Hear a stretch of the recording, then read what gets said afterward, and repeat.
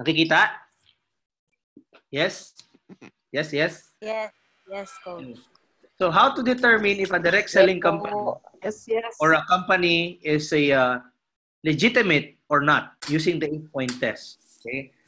Ito, kailangan yung malaman siya because for sure, marami na kayong na-encounter na nalilito kung ano yung ibig sabihin ng network marketing or confused kung ano ba yung network marketing. So, ito will help you, itong 8-point test will help you determine kung nasa tamang company ka.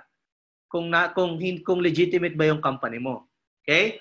So, ito yung pwede mong gamitin na answer. Okay? Or explanation. Doon sa mga tao na sinasabing ang company mo ay scam or pyramiding. Okay? So, number 1 question, okay, is there a product? Okay. So, ang question, may si Sija ba may product? Yes. Okay. Yung products niya ba may quality? Yes.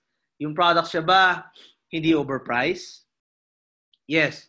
Kasi, ang determination, okay, ng isang pyramiding, minsan may mga companies na may product pero overpriced.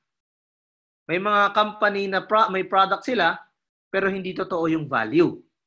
Okay? May mga pyramiding company or scam na company na ginagamit lang na magkaroon sila ng product para mapagtakpan yung scheme nila. Alright? So, titingnan nyo mabuti kung yung product ba is fair market value. May value ba siya na halos katumbas sa market? Hindi ba siya overpriced? Okay? So, we have product. We have quality products. Yun yung pinaka-importante doon. So, yes yung sagot. Number 2, are commissions paid on sale of products and not on registration or entry fees? Yes. Kasi, bakit? Every time na meron kang benta, which is you're selling a package, you're not selling an account or registration. Kasi sa Cydia, automatically, distributor ka na.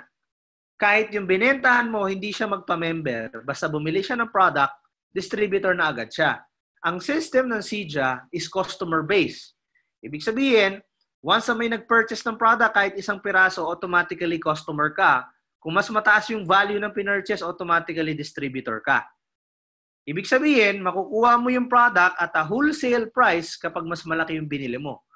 Makukuha mo siya naman kapag single price, kapag makonti yung binili mo, bibigay sa'yo ng retail price. Okay?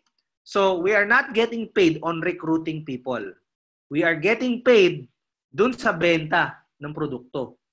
Okay? Ano yun? Yung mga packages, yung mga single orders. Okay? Number 3, is the intent to sell a product, not a position. Okay? Kung mapapansin niyo yung model ng Cydia, again, same explanation with number 2. We're not selling the business opportunity para magkaroon siya ng position sa organization. Okay? Kasi automatically, nagkakaroon siya ng position once na bumili siya ng product. Okay? So you're not selling based on position. You're selling because you have a product. Okay? You have a product to share. So, ang intent to sell is product, not a position? Yes. Number 4, is there no direct correlation between the number of recruits and compensation? Ito yung sinasabi nila na binabalanse. Okay? Binabalanse. That's why, ang tawag sa system natin is point system. Kung mapapansin nyo, may PV, may RV. Ibig sabihin, hindi magbabase. Okay? Hindi magbabase yung number of recruits mo. Okay? Hindi magbabase yung kikitain mo sa number of recruits mo, kundi sa number of points. Okay? Puntos. Puntos yung pinag-uusapan.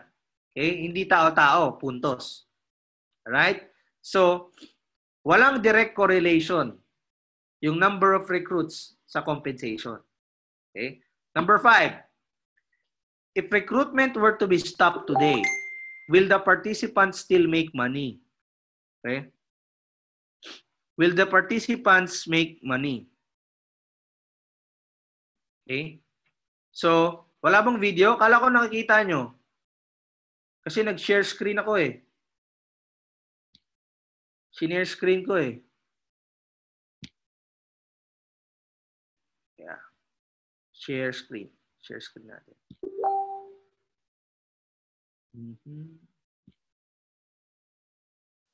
Ayan, nakikita nyo na? Nakikita nyo na? Yes. Kita na po. May na lang may bagyo. Yun. Okay na? Yung 8-point test, nakita nyo na? Kitang-kita na po. Okay, good. Okay. So, ayan. Oh, yung picture lang naman talaga kasi hindi pa naman tayo video, Jeron. So, yung picture lang yung pinapakita ko, okay? So, slides kasi. Now, number 5. If recruitment were to be stopped today, will the participants still make money? Okay? Kung wala nang magre-recruit, kikita ka pa rin ba? Okay? Yes, lalo na kung nagbebenta ka ng products. Lalo na kung may bumibili ng products sa'yo. Kahit di ka na magbenta, yung mga suki mo, bumibili ng products sa'yo, kumikita ka pa din. Okay? Kasi ang pyramiding, pag wala ka nang na-recruit, hihinto na. Babagal. Tapos wala nang payout. Okay? So, pwede kang kumita kahit hindi ka mag-recruit. Kahit mag-retail ka lang ng products, tapos may points pa yon, kikita ka talaga. Number 6, is there a reasonable product return policy? Okay. Si Sija, in the US, kasi sa Philippines, wala namang return policy. Okay. They are giving I think 30 days na product return. Kapag hindi ka satisfied, pwede mo ipadala yung products. Okay? Pwede mo ibalik. And then, they will give you the amount or lesser than that based on kung magkano yung nagastos sa shipping. So, yes, we have a return policy. Number 7, do products have fair market value? Ito yung sinasabi ko kanina. Okay? May fair market value ba siya? Kung i-compare mo sa mga products outside ng network marketing or sa retail, pag tinignan mo sa malls, okay? Actually, yung iba nga mas mahal pa sa mall. Mas mahal pa yung mga binibenta nila na naka-display sa mall. Okay?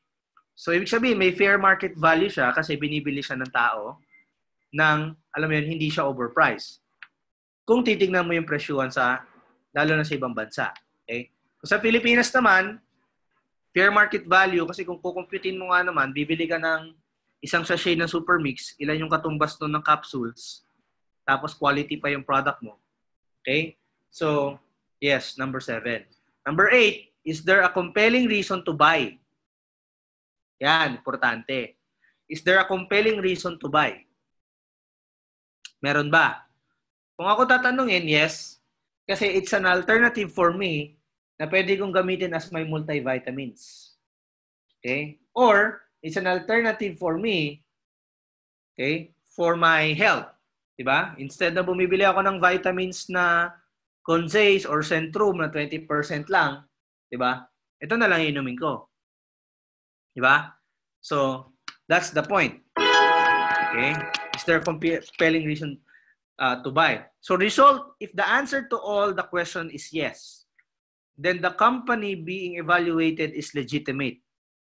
Legitimate company. But if the answer is no, then there is a high probability that it is a pyramid scam. Okay? Pyramid scam. All right? So, at least you're educated now kung ano yung difference ng pyramiding at network marketing. Okay? Kasi yung iba, pag nag-fail sa network marketing, sasabihin nila yung network marketing is pyramiding. Okay? Hindi nila alam yung pinasok nila. Okay? So, maraming mga tao na nako-confuse. It is because hindi sila naging successful sa network marketing, they will blame the industry. Sasabihin nila pyramiding scam. But in reality, okay, hindi nila naiintindihan yung concept. So, importante na maintindihan nyo to kasi mga leaders na kayo. Para madali nyo ma-explain doon sa mga bago kung ano yung pinasok nyo. Pag lalong tumataas dumadami yung knowledge nyo about the industry, yung belief level nyo tumataas. Okay? So, tumataas. Mas lalo kayo nagiging knowledgeable, mas lalo kayo credible. Okay? So, alright? So, ayan.